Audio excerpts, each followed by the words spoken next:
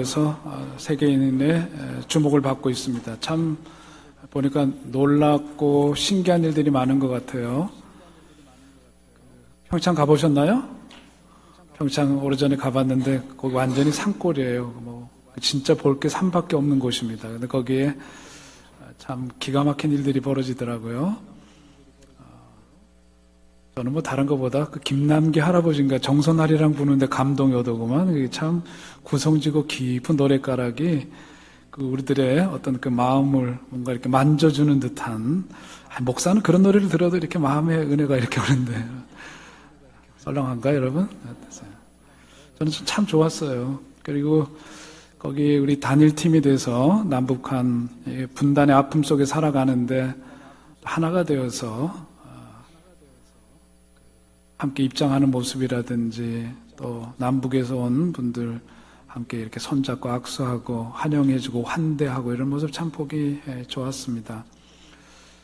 따뜻하고 그래 참 좋았고 무엇보다 좀 신기한 것도 많았어요. 그죠? 그 드론 뜬 거 보셨나요?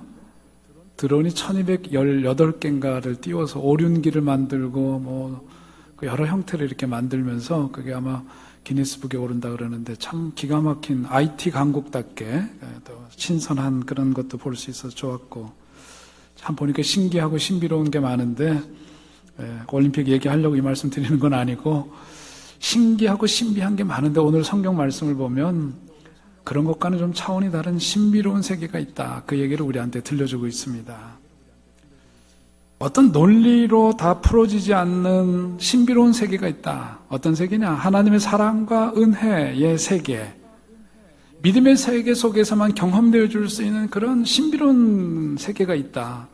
그것을 사도 바울이 오늘 말씀을 통해서 보여주고 있는 겁니다. 3절에 보면 곧 계시로 내게 비밀을 알게 하신 것은, 그러면서 쭉 말씀이 나오는데, 다른 사람들 보아도 볼 수 없고 알 수 없는 그런 신비로운 비밀이 누구에게?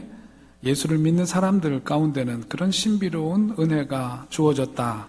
그리고 바로 그 자기 자신이 그런 사랑과 은혜의 신비로운 증거로 나 자신을, 사도 바울이 자기 자신을 설명하고 있는 겁니다. 그래서 1절에 보면 이러므로 그리스도 예수의 일로 너희 이방을 위하여 갇힌 자 된 나 바울은, 나라는 사람이 지금 감옥에 갇혀있는 신세인데 예수님을 모를 때는, 그럴 때는 찰나 같은 사람, 소위 말해서 유대인들 가운데에서 최고의 가문에, 최고의 학벌에, 최고의 사회적인 신분을 지니고 있었던 그 사람이 이제 다메섹 도상에서 인생의 어떤 그 부활 예수를 만나서 거꾸로짐을 경험하면서 이제 그 마음의 눈이 새롭게 열리고 바뀌면서 세상을 바라보고 역사를 바라보는 눈이 바뀐 거예요.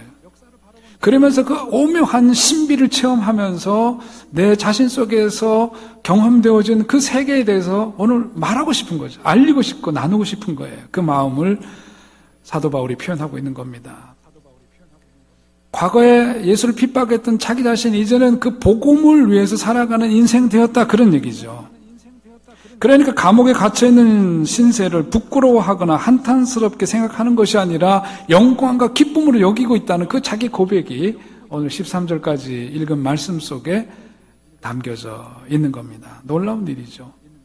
그리고 그의 인생이 새롭게 변화되었다. 무엇을 위해서? 복음을 위해서 변화된 인생을 살게 되었다. 인생의 중심이 바뀌고 보니까 인생을 보는 눈과 마음이 달라졌고, 그러니까 그 환난이 자기에게 낙심의 기회가 아니라 하나님 영광을 위한 기회로 여겨지게 되었고, 자기는 그 기쁨과 그 은혜 속에 살고 있다는 거예요. 이어령 선생이 쓴 젊음의 탄생이라고 하는 책을 보면은 우리 인간에 대해서 두 가지 유형을 그분이 말하는데, 하나는 햄릿 발음이 안 돼요. 햄릿형 인간이 있고, 하나는 돈키호테형 인간이 있다. 그렇게 그분은 표현했어요. 햄릿 하면 떠오르는 유명한 말이 있죠. 뭐죠? 햄릿 하면 사느냐 죽느냐 그것이 문제로다. 굉장히 있어 보여요. 저희도 청소년기에 햄릿의 이 문구를 가지고서 뭔가 이걸 가지고 고민하고 말이죠. 그 있어 보이고 철학적이고 이런 건데, 거기 그 햄릿형 사람이라고 하는 것은 대단히 철학적인 것으로 보이지만 그가 고민하는 주제라고 하는 것이 무슨 인생에 그게 역사 발전에 무슨 도움이 되는 것도 아니고 어쩌면 그렇게 그 멋있어 보이는 그 언어 속에는 어떤 피상적이고 그냥 자기 고민의 그 그늘 속에 잠겨져 자기 자신을 감추고 있는 어떤 비겁함 그것을 오히려 치장하는 그런 언어가 아닐까. 아무튼 이 햄릿은 멋있어 보이지만 사실은 그런 것은 깊은 그냥 그 고민 속에서 한 발짝도 나가지 못하는 그런 사람의 모습을 대변하고 있다. 그렇게 볼 수 있다는 거예요. 반면에 돈키호테라고 하는 사람은 우리가 잘 아는 대로 그는 환상을 쫓는 일종의 꿈속의 기사예요. 그는 참 무모하고 한마디로 말하면 미친 사람이에요. 미친 사람이에요. 그런데 그가 덜시네아라고 하는 그 한 여인을 사랑하죠. 근데 그 여인은 누구예요? 술집에서 일하는 소위 술집 작부예요. 근데 그 사람을 사랑합니다. 세상에서 가장 아름다운 여인이라고 생각을 해요. 근데 그 여인을 괴물의 성에서부터 구출해내기 위해서 어떻게 하죠? 돈키호테 하면 가장 먼저 떠오르는 장면이 우리 그림, 사진이나 그림으로 이렇게 표현된 거 많이 보셨죠? 풍차를 향해서, 돌진해 나가는 그 돈키호테의 모습을 그리고 있는데, 자기 자신이 백마탄 기사라고 생각하고 그 사랑을 하는 사람을 구하기 위해서 돌진하는 그런 모습을 거기서 그리고 있습니다. 결국은 중요한 것은 뭐냐면 이 돈키호테라고 하는 그 사람 때문에 술집에서 일하는 천박한 인생을 살아가던 그 여인이 사랑이 무엇인지 알게 되었고 자기 자신이 얼마나 아름다운 사람인지를 깨닫게 되는 거예요. 한 사람을 사랑했고 그래서 그 한 사람의 삶의 변화를 결과적으로 나타내게 되는 돈키호테입니다. 햄릿은 불행한 인생을 살았지만 한편으로 왕궁에서 왕자처럼 호강하면서 살았던 그런 인간이에요. 호강하며 살면서도 고민 속에서만 묻어져 살았던 사람, 햄릿입니다. 반면에 돈키호테는 먹고 사는 형편이 변변치 못하고 게다가 나이마저 들어서 그런 그야말로 변변치 못한 사람이었지만 그와 다른 점은 뭐냐? 햄릿과 다른 점은 그는 자기 인생에 목표가 있었다는 거죠. 목적이 있었다는 거예요. 거룩한 목표와 사명을 가지고 살았던 사람. 그래서 오늘 우리가 굳이 햄릿과 돈키호테 가운데서 우리 예수 믿는 사람들은 어느 쪽에 가까운 사람이냐고 물어본다면 어느 쪽일 것 같아요? 멋있는 햄릿 쪽이에요? 풍차 타고 돌진하는 무모해 보이지만 사랑을 알고 사랑을 통해서 사람을 변화시키는 어쩌면 예수 믿는 사람들은 돈키호테에 가까울 수 있다. 아름답고 거룩한 목표를 향해서 돌진하는 그런 것처럼 그 미친 내용이 허상의 근거를 두는 것이 아니라 예수 그리스도 살아계신 하나님의 아들에게 근거를 두는 성령에 미쳐서 거룩한 인생의 그 목적과 뜻을 품고 살아가는 그런 삶, 그게 세상 사람들이 볼 때는 이해가 되지 않지만 하나님의 사랑에 빠진 사람들만이 이루어낼 수 있고 세상에서 증거할 수 있는 모습인 거죠. 오늘 저는 우리 교회 들어올 때마다 참 그 은혜가 오는 것이 어떻게 우리가 이 일을 하나님께서 우리를 통해서 일을 이루셨나 그런 것을 생각하면 너무 큰 은혜 아닙니까? 그렇죠? 야, 어떻게 우리를 통해서 하나님이 이런 역사를 이루어 주셨나 생각할 때마다 참 이것은 세상 사람들이 보기에는 이해하기 어려울 거예요. 아니, 그런 살림살이, 그런 형편 속에서도 어떻게 하나님을 위해서 기꺼이 그 귀한 예물을 그렇게 정말 아무 일 없듯이 그렇게 스스럼 없이 드릴 수 있는가? 놀라운 일이죠. 세상 사람들이 이해 못할 거예요. 여러분들이 드리는 헌금과 여러분들이 교회를 위해서 드리는 시간과 그 헌신의 땀방울을 생각하면 저분들은 왜 저러나 이해가 안 갈 거예요. 얼마 전에 백사면 장로님 요즘 전국회장 되시더니 곡도 건축하신다 그래요. 안식관 70억 들여서 또 하신대. 건축의 은혜가 갑자기 내려가지고 이게 지금 근데 그런 얘기 하시더라고요. 돈이 필요하죠. 기도하는데 누구를 만나니까 한 3천만 원이다 5천만 원 주시면 할렐루야인데 어떻게 하더니 그분이 2억 주시겠다 그랬대네. 놀라지도 않으시고 반응도 없으시고 저기도 한치 건너니까 근데 2억 어떤 분은 그러죠. 뜻하지 않은 분이 3천만 원, 어떤 분이 2천만 원 약정하시고 이런 얘기 하시면서 이게 세상에 이해가 됩니까? 이게?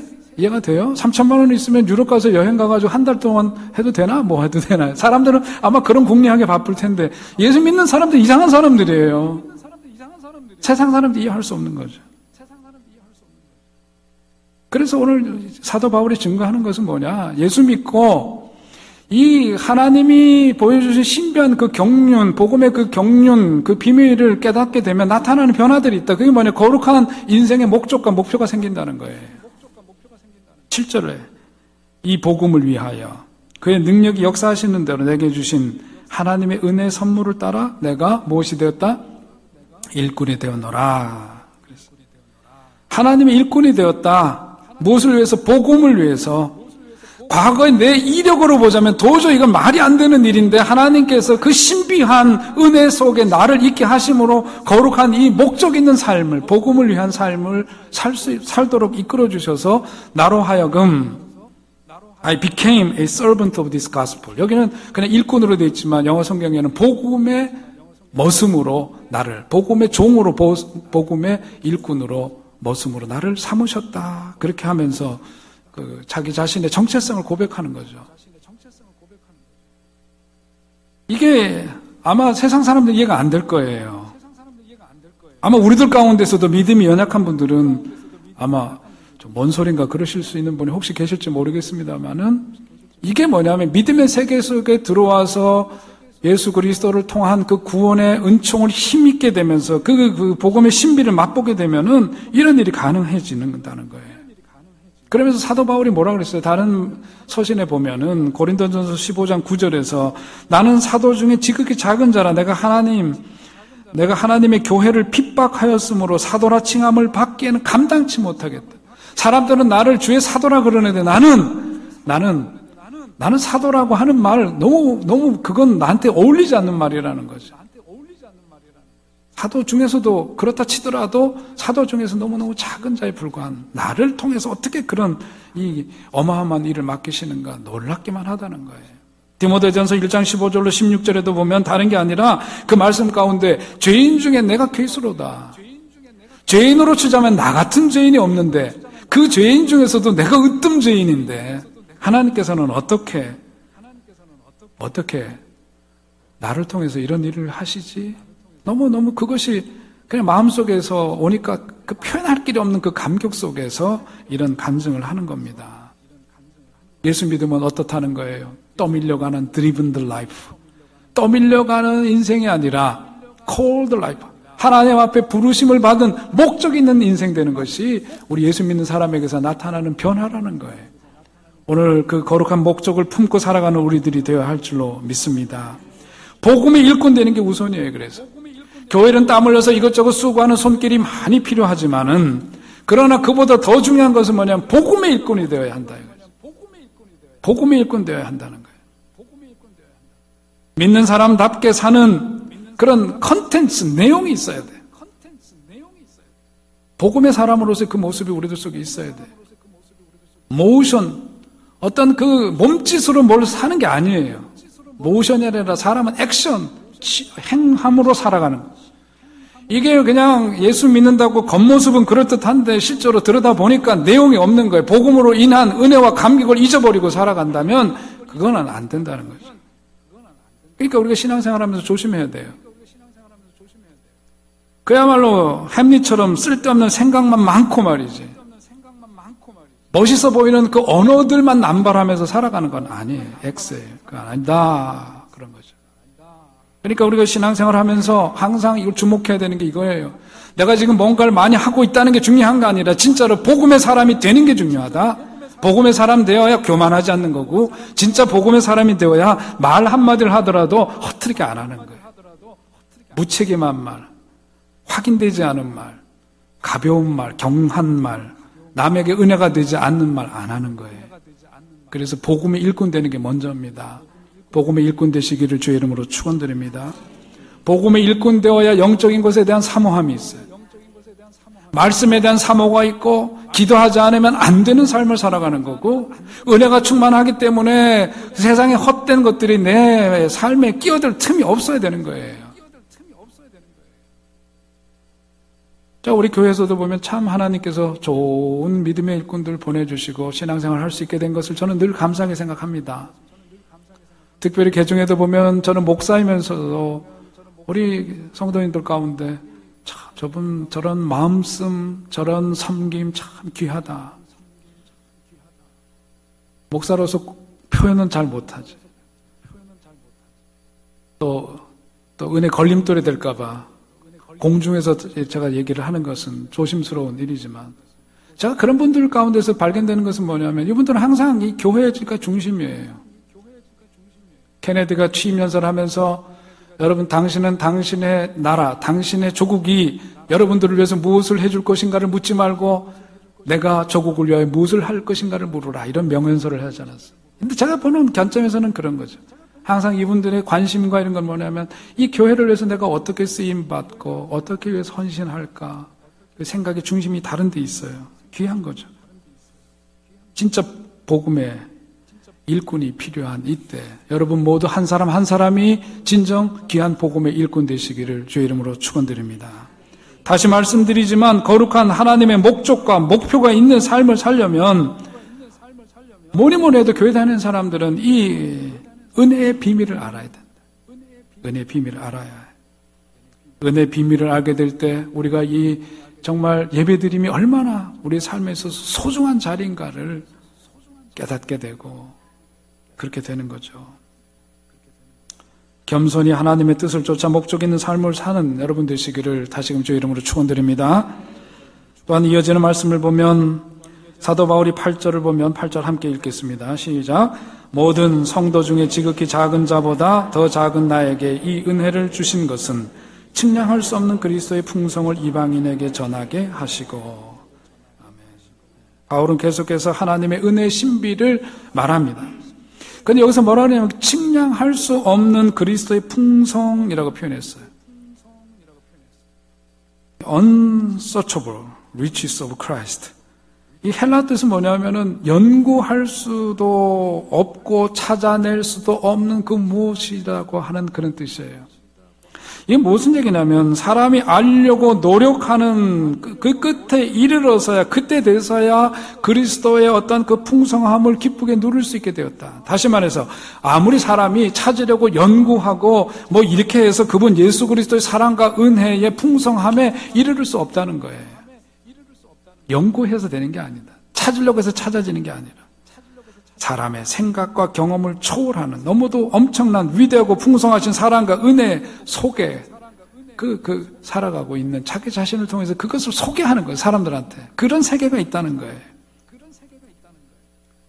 오늘 말씀 묵상하다 보니까 우리 아이들 생각이 나요. 우리 아이들 어릴 때 자라면서 보면 철딱선이 없는 걸 하면 그렇죠. 아이고 야 이놈들아. 니네들 부모 되어보면 이 부모 마음 알 거다 그런 생각하지.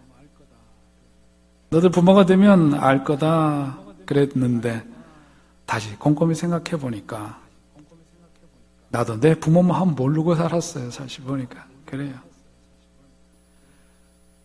이 자식은 몰라요. 나는 나를 기준으로 해서 나의 필요를 중심으로 해서 내 부모 판단하고 살았지. 반면에 부모님들은 항상 자기 자신을 희생하고 헌신하고 모든 것을 주고도 아까워하지 않고 그렇게 사셨지만 자식들은 항상 그 세계의 기준이 나예요. 내 기준으로 보고 판단하고 그렇죠. 얼마 전에 말씀드린 우리 큰누이가 나이 70이 다 됐는데 대학 입시 시험 봐갖고 합격한 사람이에요. 제가 우리 누이 보고 제일 큰 누이가 공부를 못했어요. 머리가 좋아서 안 좋아서 그런 게 아니라 근데 어려웠대. 근데 공부할 기회를 놓쳐가지고, 공부할 기회를 놓쳤는데, 우리 아버님 돌아가셨을 때 제일 마음 아파하면서 운 분은 우리 제일 큰 누이예요. 왜냐면, 아버지가 그때 마음 좀 쓰고 그랬으면 자기, 이 머리 가지고 공부했으면, 주름 잡고 살았을 텐데, 공부할 기회를 못 가졌던 것에 대한 그 원망이 있었어요, 우리 큰 누이가. 그래서 아버지 미워했거든요. 그런데 당신이 할머니가 돼보고 나이가 들어서 아버지를 이해하게 되고 그러면서 그 나이가 들어가지고 그거 했다니까요. 그런데 그 나이가 돼서 아버지가 가장 큰 딸이 공부 못 시켰던 그 아픔이 자기가 느끼는 아픔보다 더 컸다는 거 나이가 들어서 안 거예요. 저 자신도 마찬가지예요.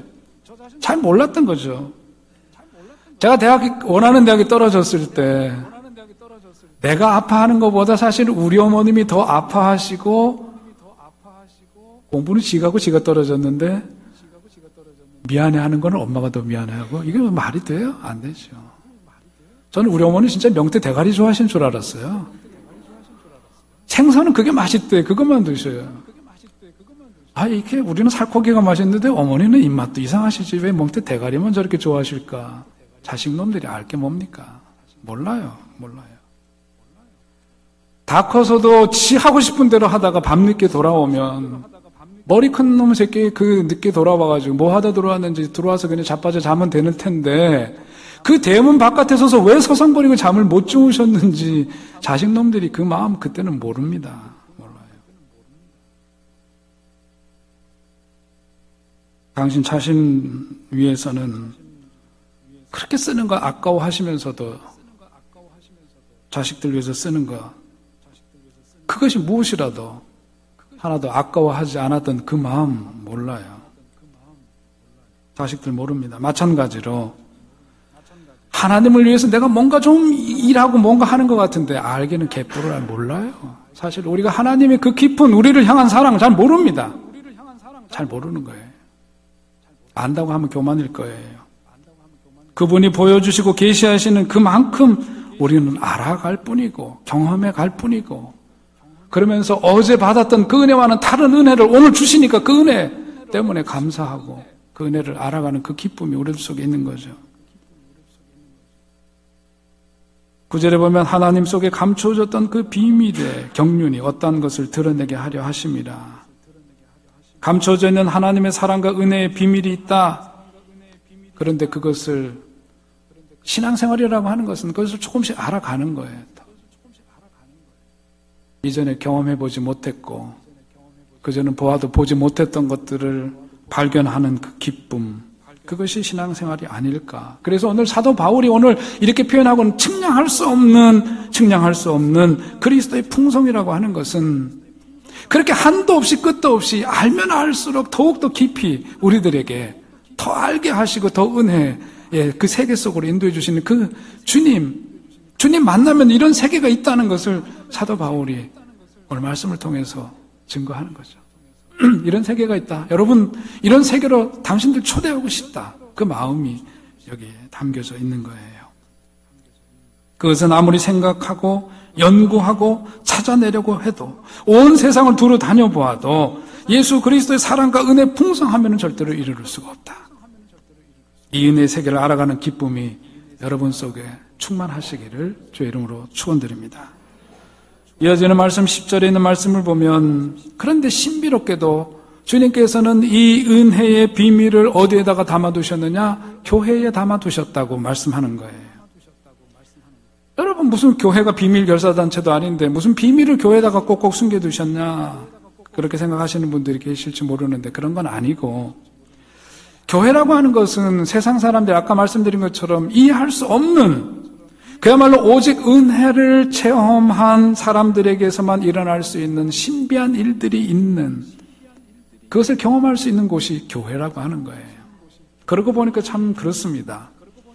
세상 살아가면서 이렇게 만나고 저렇게 만나는 사람들 중에 꼴보기 싫은 사람들 우리는 안 보고 살아갈 저런 인간은 그냥 가까이 하지 말아야 되겠다고 안 보고 살아갈 수 있어요. 교회는 안 그래요. 그럴 수도 없어요. 배운 사람이나 못 배운 사람이나 많이 경제적으로 가지고 있는 사람이나 없는 사람이나 시골에서 자랐거나 도시에서 자랐거나 그 배경이 어떠하든 어머니가 셋인지 넷이 되든지 아버지가 서너 되든지 상관없는 거예요. 어쨌든 교회라는 이 공동체 속에 들어오면 다 우리는 아버지가 누구예요? 아버지가 누구예요? 하나님이에요. 다른 아버지 계십니까? 우리는 한 아버지 자식들이에요. 다. 그게 신비로운 거죠. 다 그래서 형제고 자매고 우린 다 같은 자녀들이에요. 빅 패밀리예요. 진짜 패밀리예요. 우리 누이들은 뭐 명절 때 거의 못 봐. 명절 때도 딸들은 또 늦게 와. 아들을 하고 다 달라요. 어머니 병원에 나가야 만날까? 잘 못 만나요. 그대들은 어떻게 매주 만나는지 몰라. 세상에 이런 관계가 어디 있대. 예? 고개를 들어요, 날 봐요. 거기 숙이고 계시지 말고 날 보세요. 배기 싫어도 보는 거예요. 그리고 어저께 좀 다퉈서 좀 마음 썰렁했다가도 그 다음날 만나서 같이 지내고 그러잖아요. 그죠? 신비한 일이에요. 교회가 그런 곳이다. 하나님께서는 세상적으로 갈라놓고 담쌓고 살아가는 세상 속에서 교회라고 하는 곳에서는 그 하나님, 우리 주 예수 그리스도를 통해서 신비한 그런 은혜 속에 살도록 우리를 초대하시고 교회에 그 비밀을 담아두셨다. 그리고 그 교회를 통해서 예정된 하나님의 뜻을 이루어가신다는 거예요. 우리 얼마 전에 우리 중고등부 학생들 수련회 가면서 역사 탐방했잖아요. 그 중에 아마 금산교회 다녀왔을 거예요. 김제에 가면 금산교회라고 있어요. 아시는 분들 많으니까 그냥 간단하게 얘기를 하면 그런 거죠. 그 김제에 저 금산교회인데 교회에서 옛날에는 양반과 상민 이 동네에서는 그 엄격하게 신분이 구별되어 있는데 거기에 그 금산의 지주입니다. 조덕삼이라고. 마방 주인이에요. 지주예요. 근데 그분이 교회 나갔고 그 집에서 종살이하는 이자익도 교회를 나갔는데 교회에서 장로를 뽑는데 투표를 하잖아요. 투표를 했는데 누가 됐어요? 이자익이 된 거예요. 종이 장로가 되고 투표에서 주인은 떨어졌어요. 신분 차별이 분명하던 사회에서 그거를 그렇게 하면 교회 나가요? 안 나가요? 집사나 권사 떨어져도 시험에 들어가고 교회 나올까 말까 그러는 판에 말이지. 이거 주인과 종의 관계에서 종은 장로되고, 그 주인은 떨어져가지고서는 있으면 이 자존심 상해서 교회 나가요? 안 나가요? 이게 안 될 거예요. 그런데 이 돈이 있는 지주 조덕삼이 정성껏 모셨어요. 그래서 나중에 이자익이 장로가 담임 목사가 됐어요. 공부시켰어요. 그래갖고 목사로 왔어요. 담임 목사가 되어서 정성껏 섬겼어요. 그게 금산교회의 내력입니다. 그게 어떻게 가능해요? 복음으로 인해서 은혜를 체험한 세계 속에서만 가능한 거예요. 그게 교회예요. 그 비밀을 하나님께서 교회를 통해서 드러내신다는 거죠. 그 은혜의 비밀을 드러내시는 거예요. 전에 우리 선배 목사님 교회에 어떤 분이 교회를 오셨는데 보니까 이분이 목소리가 너무 커. 그리고 성격이 원만하지가 않아가지고 누구랑 이렇게 부딪혀서 잘 싸워요. 그러니까 나름대로 교회 오면은 그래도 이렇게 좀 지켜야 될 것들이 있잖아요. 말도 그렇고 행동도 그렇고. 그런데 이분이 너무 그러니까 사람들이 좀 편치 않아야 했을 것 같아요. 목사님이 보기에도 그분이 예배를 드리는데 정말 하나님께서 예배를 받으시는지 안 받으시는지는 주님만이 판단하시는 거지만은 자기가 인간적으로 볼 때는 신령과 진정으로 드리는 것 같지는 않더래요. 그리고 뭐 사람들하고도 이렇게 잘 부딪히기도 하고, 튀는 분이라는 거죠. 그런데도 분명한 것은 뭐냐면 이분이 교회 주위를 빠지는 법이 거의 없더라는 거예요. 여전히 교회 올 때는 담배가게 여기 보이고, 이것도 교회를 오는 게 신기하더라는 거예요. 근데 오늘 교회에서 그 가까운 곳에 부지를 사서 이제 기도원을, 수도원 같은 걸 하려고 그랬었어요. 그래서 거기에 이제 채플을, 이제 조그만 예배실을 만드는데, 담임 목사님이 가보니까 거기서 그분이 마루 깔고 있더라는 거예요. 마루를 깔고 있더라고요. 그러니까 얼마나 놀랍습니까? 괜히 이제 좀 더 그런 때는 이렇게 우리가 또 일부러 시비도 걸고 그러잖아요. 더 친해지려고. 그러니까 그 목사님이 그랬대요. 이 자리는 앞으로 예배 드릴 자리니까 담배도 피지 마시고 기도하는 마음으로 정성껏 마루 깔아야 돼요. 그랬더니 그분이 시집 보고 하는 말이 밥 먹고 저는 딱 한 대만 핍니다. 그렇게 얘기를 하더래요. 근데 제가 생각하는 건 뭐냐면은 그게 교회다. 우리는 너무 재단하는 게 많아요. 이런 놈 안 되고 저런 사람 안 되고 이래서 저래서 안 되고 그렇고 뭐 말이 많아. 뭐 자기가 좀 믿는다는 사람일수록 제약이 많고 조건이 많아요. 자식들이 그냥 기가 질려서 교회 다니기 싫어지는 거거든요. 교회라고 하는 것. 근데 저는 그게 그분 한 사람이 특별히 그렇게 됐다고 보지는 않아요. 그분이 담배를 찔러놓고 와가지고 좀 거칠고 눈에 거슬리는 일을 했겠지만 그런 행동을 보였지만 그 교회 공동체라고 하는 곳에서 누군가는 그분한테 말을 걸고 밥 먹을 때 혼자 밥 먹지 않도록 옆에 가서 같이 밥 먹어주고 누군가가 그 사람한테 말 걸기를 하고 손 내밀어주고 그 이야기를 들어주고 함께 교회 왔을 때 어색하지 않게 옆에서 살펴주고 이러는 그 정성들이 그렇게 어우러져서 그 사람 마음 가운데 아직 밥 먹고 담배 한 대밖에 안 피우지만 그러나 하나님의 일을 위해서 자기가 뭔가 쓰임받을 수 있는 그런 게 그게 교회예요. 교회입니다. 사도 바울이 얘기하려고 하는 건 그런 거예요. 이 세계 속에 들어오면 그런 일을 경험하게 될 것이다. 그 세계를 세상 가운데 자기가 증거하고 많은 사람들이 그 세계에 와서 그런 은혜의 체험을 할 수 있기를 바라는 거죠. 요즘 올림픽 열리고 있는데 전에 그 우행시로 알려진 거 있잖아요. 우리들 행복한 시간 공지영의 소설에 보면 나오는 거죠. 거기에 등장하는 사형수 이야기가 나오잖아요. 그 사형수가 마음과 태도가 바뀌었어요. 사형당하기 전에 편지를 남기는데 그 편지글이 뭡니까? 자기에게 강도의 누명을 씌웠던 그 선배와 자기를 벌레 취급했던 검사와 남동생과 자기를 버리고 짐승처럼 생을 마감한 그 아버지에 대한 용서의 글이 담겨져 있죠. 어떻게 있을 수가 없는 그 변화가 그에게서 일어날 수 있었느냐? 다른 게 아니었어요. 매주 목요일마다 면회를 오는 분이 계셨죠. 3번에는 자살을 시도했던 그 사람과의 만남을 통해서였어요. 그 사람과의 만남을 통해서 처음으로 인간다운 대접을 받아본 거고, 사람과 사람이 어떻게 존댓말을 쓰면서 서로 존중하고, 그리고 나아가서 떨리는 마음으로 사랑할 수 있는지 그것을 체험한 거예요.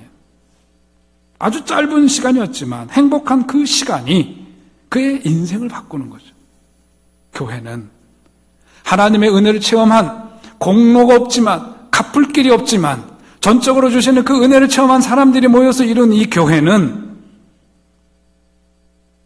세상 살면서 상처받고 아프고 억울하고 그래서 힘겨워 자기의 삶을 지탱하기 어려운 사람 그 누구일지라도 이 교회라는 공동체 속에 들어오면 은혜를 먼저 체험한 이들을 통해서 그 행복한 시간을 나누는 것 그것이 바로 교회다. 하나님은 그 교회를 통해서 일하시고 그 비밀을 세상 가운데 드러내기를 원하신다는 거예요. 우리 모두가 사도 바울처럼 엄청난 세계 선교에 쓰임받을 수는 물론 없을 겁니다. 자기 믿음의 분량이 있기 마련이고 그러나 정도의 차이는 있어도 사람이 변해서 하나님의 일에 쓰임받을 수 있다는 바로 그것보다 더 귀한 것은 없을 거예요. 세상을 보면 안타깝게도 누구보다 많은 좋은 조건을 갖고 살고 세상적으로 우수하고 먹고 사는 조건이 엄청나게 좋은 분들이 많이 있지만 그러나 자기가 갖고 있는 그 좋은 조건들이나 우수함이나 이런 것들을 정말 하나님의 일을 위해서 가볍게 쓰는 사람들 많지 않습니다. 어떤 사람들은 자기에게 주어진 것들을 자기 것인 양 남용하기도 하고 하나님의 영광을 가리우는 일을 벌이기도 합니다. 그런데 세상적으로 정말 보잘것없는 분들이지만 교회에서 쓰임받을 수 있음을 자랑스럽게 여기고 감사할 줄 아는 사람들이 그런 사람들보다는 훨씬 많이 있기에 우리의 교회도 그런 신비로운 하나님 은혜의 공동체로서 하나님 귀한 일을 위해서 쓰임받는 교회 된 줄로 믿습니다. 하나님의 그 신비한 비밀이 바로 우리 가운데 있는 거죠. 우리는 아직 몰라요. 하나님이 어떻게 어떤 사람을 통해서 하나님의 거룩한 역사를 이루실지 몰라요. 내가 보기에는 저분이 지금 하는 일이 좀 마뜩지 않고 이렇고 그러지만 하나님께서 내가 보기에는 그러할지라도 하나님께서는 그 한 사람을 통해서 어떻게 역사하실지 더 나아가서 이 교회를 통해서 하나님께서 어떤 위대한 일을 행하실지 모르는 일이에요. 다만 분명한 것은 하나님의 은혜의 비밀이 우리 교회에 담겨져 있다는 이것만큼은 분명한 겁니다. 기대하시기 바랍니다. 믿고 나아가실 수 있기를 바랍니다. 그 비밀은 생각에 지식을 주는 비밀이 아는 거예요. 여러분, 그러므로 우리가 어떻게 살아야 되겠습니까? 공자가 얘기를 아는 자는 좋아하는 자만 못하고 좋아하는 자는 즐기는 자만 못하다 그런 말이 있는데 신앙생활이라고 하는 것도 하나님의 풍성한 은혜를 즐겨야 하는 거죠. 누리는 거예요. 즐긴다는 건 누리는 거죠. 에베소서에서 계속해서 강조하는 것은 하나님의 것이 다 믿음의 사람들인 우리들의 것이기 때문에 복음으로 인해서 주어진 그 은혜를 누리라. 누리고 그것을 증거하라. 그것이 우리를 향한 하나님의 뜻인 줄로 믿습니다. 그러니까 교회 생활할 때 교인으로서 우리가 즐거운 마음으로 신앙생활을 하시고 받은 은혜 감사하면서 많이 나누시는 여러분 되시기를 바랍니다. 그래서 오늘 본문 앞에 보면 2장 22절에서 너희도 성령 안에서 하나님의 거하실 처소가 되기 위하여 예수 안에서 함께 지어져 가느니라. 그렇게 말씀하는 거예요. 그 일을 위해서 택함을 받았고 그 일을 위해서 함께 지어져 가는 성전 되게 하신 겁니다. 끝으로 그러므로 이 비밀을 가진 사람들은 어떠냐? 환난 가운데도 낙심치 않는다는 거예요.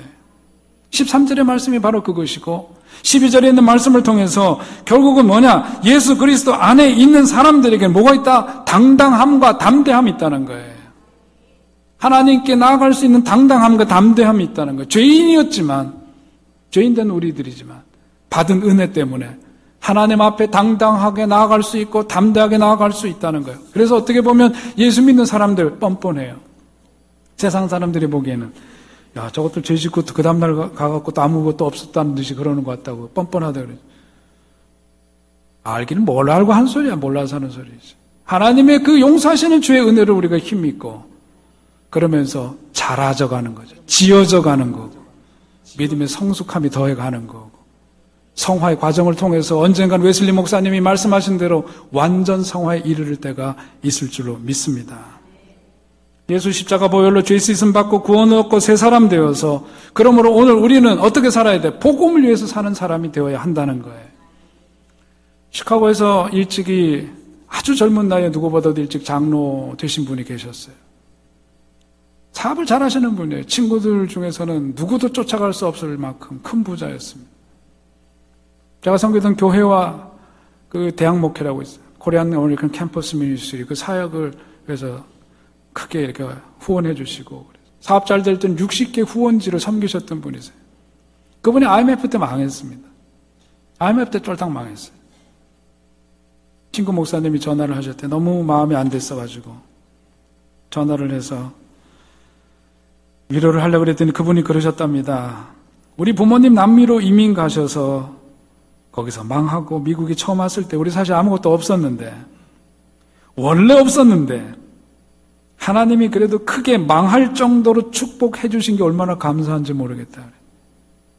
다시 시작하면 된다. 그리고 너는 하나님이 엄연히 살아계신데 그런 믿음 없는 소리를 하냐? 너 근데 진짜 목사 맞냐? 그러더라는 거예요. 너 진짜 목사 맞냐? 왜 이렇게 믿음 없는 소리를 하냐? 그 위에 사업이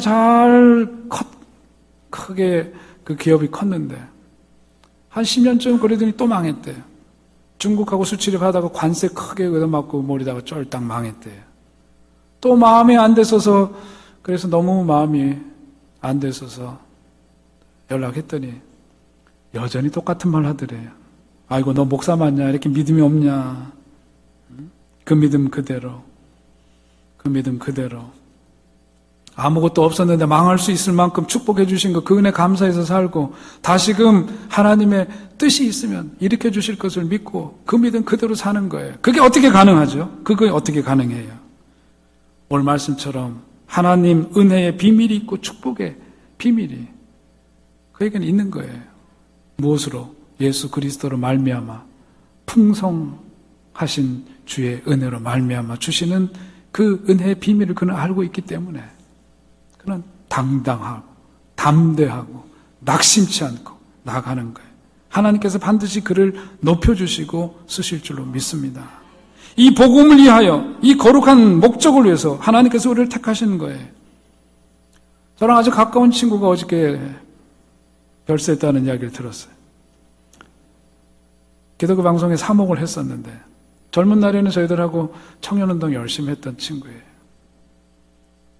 덩치가 이렇게 크고 그런데 왜 산에를 갔는지 헬기로 구급 헬기가 뜨고 그랬는데도 결국은 세상 떠났어요. 오늘 아침을 먹는데 나는 아침을 먹고 그 친구는 다른 세상 속에 있는 거예요. 알 수가 없는 거예요. 내일 일을 모르는 거예요. 아니 오늘 저녁 일도 모르는 거예요. 한 치 앞을 모르는 게 우리 인생이에요. 어떻게 왔다고 어떻게 갈 거냐? 오늘 사도 바울은 누구도 부러워할 만한 인생을 살 수 있었지만 그것을 다 배설물처럼 버리고 에베소에서 오늘 고백하는 것은 이 복음을 위해서 살았다. 이 복음이 죄로 인해 죽을 수밖에 없었던 나를 살렸고 오늘의 나를 살게 한다는 거죠.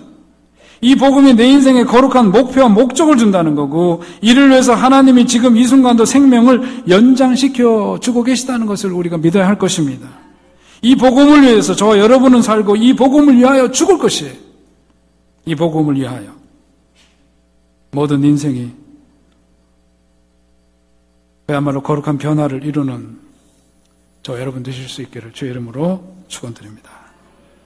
하나님 아버지, 숱한 세상 사람들 가운데서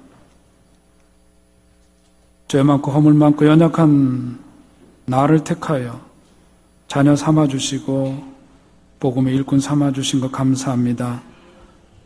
복음의 그 경륜의 비밀을 알게 하셨사오니 하나님 우리의 삶을 통해서 그 은혜의 비밀이 만민에게 전하여 줄 수 있도록 인도해 주옵소서. 우리를 마음껏 사용하여 주옵소서. 복음을 위해서 살아가는 우리들 되게 하셔서 주의 영광 나타내는 우리들 되게 하여 주시옵소서. 예수님의 이름으로 기도하옵나이다.